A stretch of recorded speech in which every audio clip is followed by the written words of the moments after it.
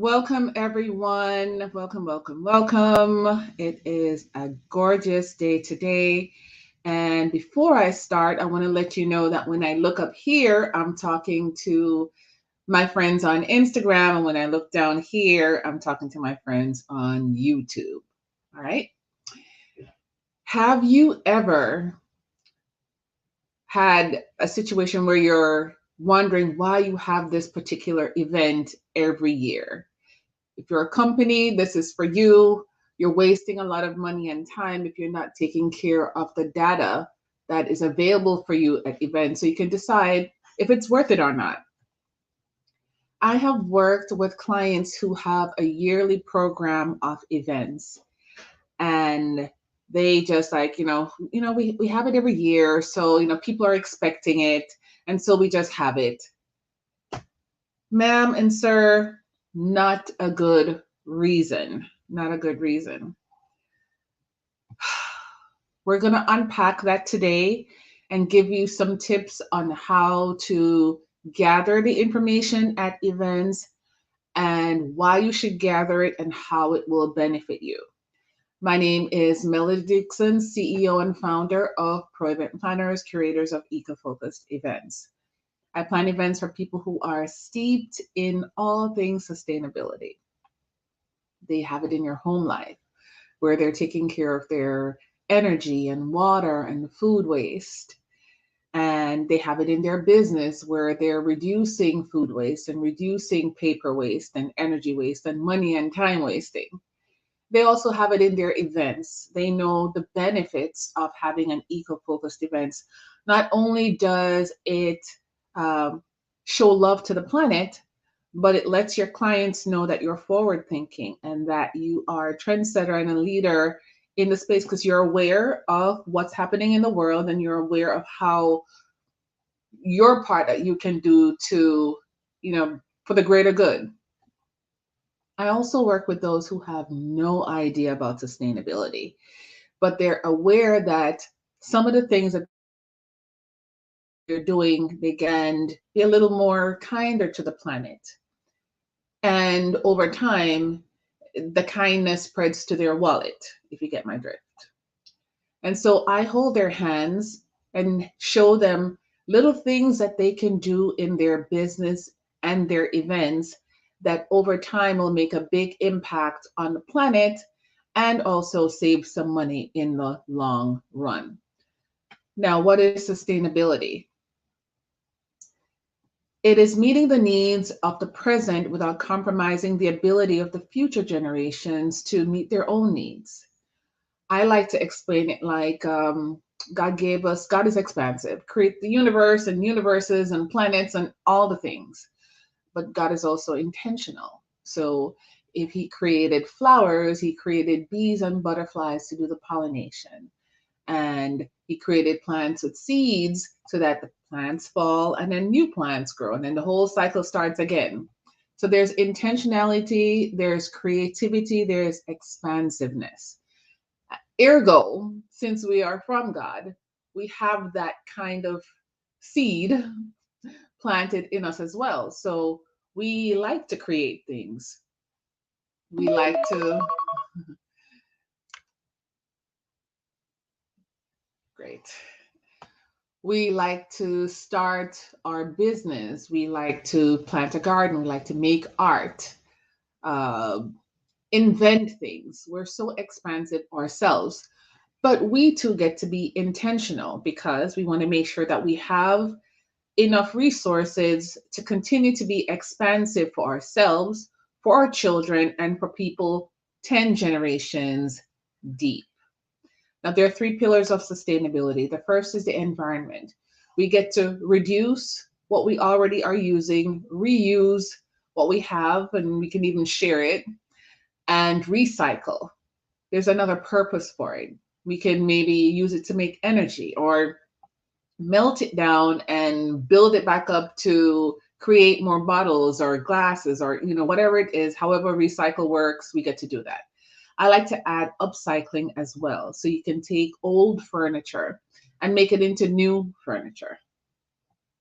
All right, absolutely key. Now, today we're going to be talking about the lack of data capture and analysis. That's the event nightmare that we're talking about for today. Not gathering and analyzing enough data is a problem for event planners. It makes it hard to understand like what worked well, what didn't work, what we need to improve. So efficiently gathering and storing and processing the data is crucial to uncover strengths, weaknesses, and threats. SWOT. And we do this by looking at our key performance indicators. And that's tip number one. Be aware of your key performance indicator. We get to clarify it and define it. This typically happens at the start of the planning stages of the event because you have to know why you want to have the event in the first place. Is it to grow your email list? Is it to showcase your new product? Is it to launch your new brand? I don't know, train your staff, spread the word, get buy-in, get investors. There's so many reasons to have events, but you get to be clear on what that is. And what helps you to know, like if you're close or if you're far, are the key performance indicators. And that's a way to use the event data collected during the event to show you in plain numbers what that looks like. And my personality is I am an analyzer. So numbers and charts totally are my thing. So I have here a list of 4 ways to manage your KPIs. The first one is to clearly define.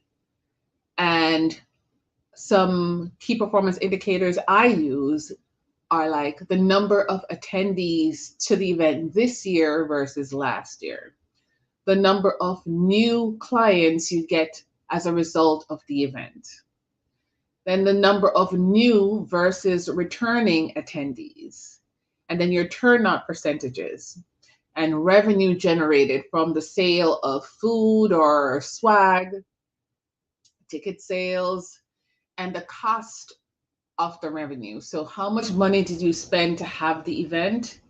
And then how much revenue did you make? And then you can figure out per person what it costs, or maybe per client achieve what it costs to get each client. All right. I know it's deep in the numbers of it all, but that's why it's called data capture and analysis, because you get to take the time to know your numbers and know what you're looking for in the first place, what your goals and objectives are, and then gather the numbers from the event. And then at the end of the event, you look, okay, is it worth it? Did I get more people this year than last year? Are there new people at this whole event, or are there returning people? And what is the ratio between people who came last year and returned or new? So there's so much data that you can use. Number 2, identify what worked and what didn't work using the data-driven analysis. Of course, things like food cost. If you expected, I don't know, 200 people at your event, and you bought enough food, of course, you consult with your caterer, got enough food to service 200 people, but you only had 150 show up, and then all that food was left over. Calculate the dollar amount for that, and you'll know what your food wastage cost was. Same thing with the paper. If you have programs that you printed and you gave it to everyone, and the 200 programs, you found 150 programs on the floor on seats, that's a waste. That's a waste. So you get to think of some different ways to still get the information in the hands of your attendees, but without having the stuff just be on the floor wasted and now going into the recycle bin. The third thing you do is to share the insights with your team. As an event planner, I do a post-event meeting where, depending on what the client's needs are, we talk about the data that we collect, food waste, attendees, all that. And then they in turn take this information and share it with their department heads. So then there's a conversation on how soon did you let the staff know that this event was going to happen? How soon did you start the advertising process? How soon did you start the planning process? And then you can compare it to that time frame for the previous year's events. That's if you collected that data, and you can compare. Did we start later this year than last year? Did we send out more invitations this year than last year? And based on the invitations that we've sent out, how many people actually RSVP'd, and then how many people actually showed up? Once you get the visuals of the numbers and you have a discussion with your staff, then for the next event, you can absolutely plan. Number 4, eco-focused data collection at events. There are many ways to collect data. You can, of course, have from managing the tickets, 200 tickets, you have them numbered 1 to 200. You can, if you sell them in order and distribute them in order, then you'll know how many tickets you have left. So you'll know, 1, if you printed too many tickets, and 1, how many tickets were sold, and 2, how many tickets were sold. Then you can even figure out, I have here like event apps. That's a good way. And that's an eco-focused way. I have like 1, 2, 3, 4, 5 different ways. And I'm sure there's more, but 1 is counting up the tickets. 2, event apps. It's a good way to have attendees download the app, and that gives you immediately their contact information. And then if your app has a way to have them select what talks they want to attend during the event, what sessions, what vendors they want to see, all that's collecting data. And the app can also track them through the convention so that you know what vendors and what booths got the most visit. And then you can also use the apps to kind of, I guess, get last minute sales. You can pop a news flash on the app and say, sale at booth XYZ. They're discounting their merch at 60% because we're close to the end of the event and they don't want to take the stuff home. There's so many ways to use event apps, and you get to collect all that data at the end of the event. Surveys, whether you use an app for that, which you can do it on event apps, you can do the surveys there. There's Kahoots. There's so many different ways to do different surveys. You can even do a paper survey if you want. You can have kiosks for surveys. You can ask people to log into the website, the portal, and do a survey there. There's so many ways. You can ask for reviews at the end of the event, whether you have them go to Google or you have them fill out a form, go on the website, but it's still getting numbers. You can have even no tech, low tech. As they have bought tickets, you can have them sign up for prizes and drawings and free information, free e-guides and things like that. And you capture their email addresses. And you can also capture other information at that time as well. So those are my 4 ways of gathering data at events and then analyzing them to help you decide. So you'll know, okay, the purpose of this event was to grow the email list for the company. or spread brand awareness. How do you track brand awareness? You can track it on social media. You can give a specific hashtag to the attendees, and you can track the hashtag and see the different places that it appears. And there's softwares for that as well. So you can have an idea. You can talk to people, you can ask for their feedback, and you can know, okay, the food was good or it wasn't good. The content was good or it wasn't good. More people showed up than last year or in the last 3 years, or less people showed up.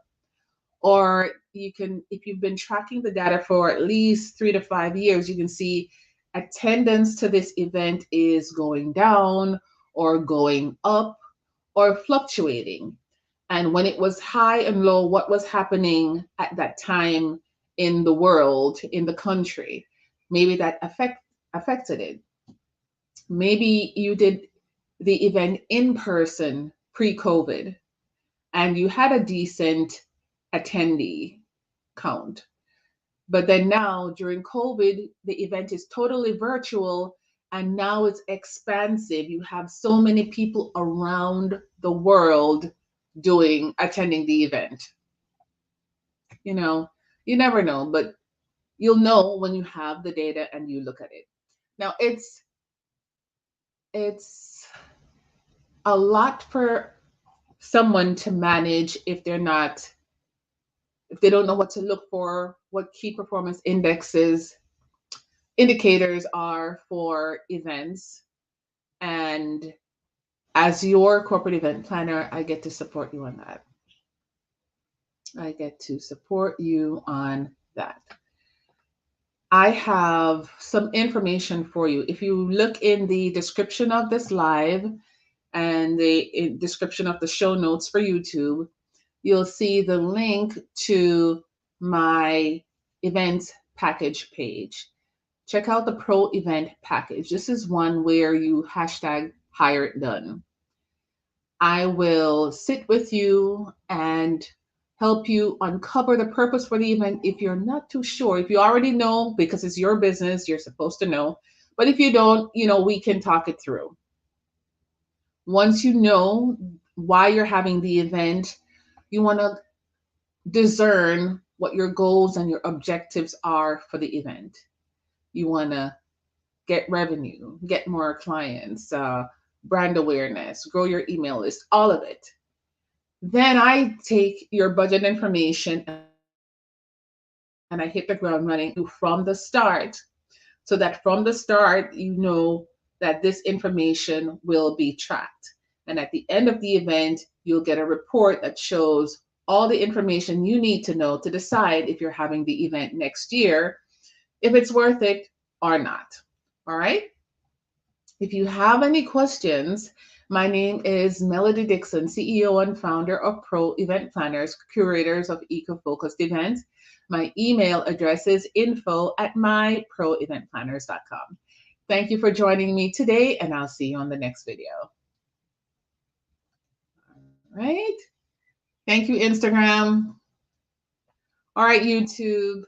Thank you so much for joining, and I will see you on the next one.